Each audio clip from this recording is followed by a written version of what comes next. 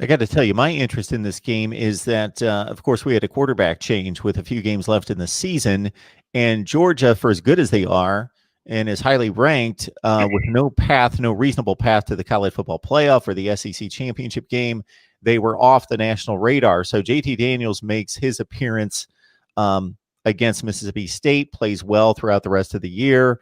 It's going to be interesting, I think, for a lot of college football fans to see him on the big stage against a quality opponent for the first time.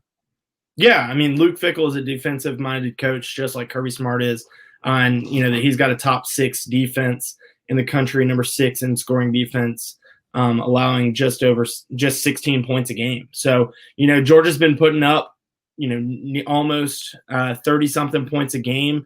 They've had 2 different 45-plus point outings with Daniels as the quarterback. And so I think it'll be very interesting to see. This is certainly the biggest challenge that he's gone up against in his Georgia career.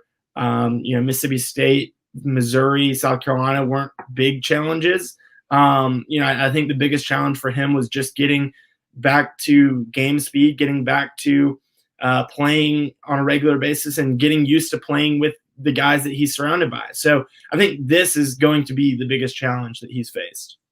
I think people should keep in mind that the Group of Five has fared very well against the Power Five in this particular matchup. If you look at the whole, they lose about 85 to 90% of the games. But if you look at this particular matchup in the last 7 years, so that's the 6 playoff years, but even the year prior to, there was a matchup between the Group of Five best team and a team in the top 10 or 12 that made the New Year's Six. And the Group of Five has won 4 of the 7. And the other games have been fairly close.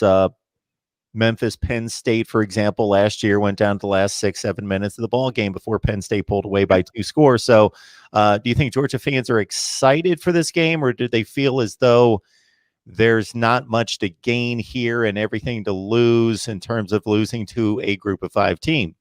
Well, and if you look at the Peach Bowl, you've seen some big upsets there in terms of Group of Five over Power Five. Houston beating Florida State, and then I would say the biggest one of all, UCF beating Auburn back in 2018, claiming a national championship that year. So I think that there's a lot to play for in this game. You've got an undefeated Cincinnati team that Luke Fickell says this is the best team that he has played against. This Georgia team is the best team that he's played against in his time at Cincinnati. And he prefaces that with, I know I could catch a lot of flack for this. They played Ohio State last year, and obviously the Buckeyes ended up rolling on into the playoffs and with the great season that they had. But he says, hey, we played them early on in the season, and I don't think that they were the team that made the playoffs, in games 1, 2, 3, whatever last year. This Georgia team is peaking at the right time. And in terms of just from an overall talent standpoint, obviously one of the most talented teams in the country. So I think Cincinnati has everything to play for in terms of finishing the regular season undefeated, getting one of those big Group of Five over Power Five upsets and making a name for themselves. I think Georgia certainly has plenty to play for as well, in their own backyard in Atlanta. These seniors didn't get a Senior Bowl or Senior Day at Sanford Stadium. I think that there's a lot of focus on playing in front of these Georgia fans that are likely to, probably outnumber Cincinnati fans in Mercedes-Benz Stadium. And so I think that, there is plenty of excitement in terms of this matchup from a Georgia perspective. Mark Rogers TV, the voice of college football. We ask that you would smash that like button, share the videos out there on social media. People don't know that we're here every day talking college football. Our mission's the best discussion, debate, and analysis. That's our goal. That's our aim every day. We got Palmer Toms on the line talking Georgia, Cincinnati. You can catch him on Dogs 247 Sports, as you can see at the bottom of the screen right there. Both coaches address the college football playoff and what they would foresee in the future or what they would prefer. And I found it rather interesting to hear the proposals from each. Yeah, we talked about that off air a little bit, and I certainly thought it was interesting too, especially, given what each coach, proposed.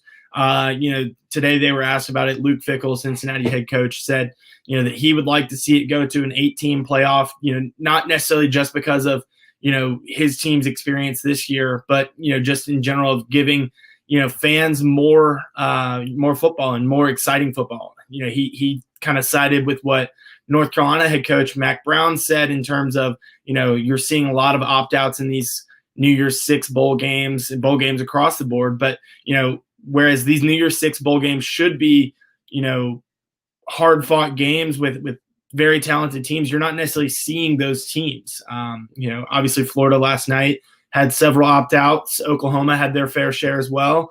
And looking at the past, Georgia has had their fair share in these New Year's Six bowl games. And the list just goes on and on and on. So I think in terms of getting very competitive football games and making, the postseason matter, Mac Brown and Luke Fickell are both right in the fact that, if you expand this to 8 teams, you're not going to see those players opt out. They're playing for a national championship, and they're going to want to do that. You're not going to see, the Kyle Pitts opt out at Florida. You're not going to see the various opt outs that we have here at Georgia. And so I think, he came at it from a perspective of just competition and college football as a whole, which I thought was interesting given the fact that he's speaking kind of the voice of the group of 5 right now, at least this year. Kirby Smart, on the other hand, said that he would like to see it expand further than 8, which, as you noted, was pretty interesting given the fact that, Georgia likely would be in an 8-team playoff. And if you were to take it further than that, it would just be adding more competition to the pot for a national championship. So I think it's certainly interesting. Smart's argument was the fact that, once again, more competitive football, but, that expanding it, further than 8, just gives more good football teams a chance to win the national championship. He looks back on that 2017-2018 season where Alabama came in as the 4 seed, beat Georgia in the national championship.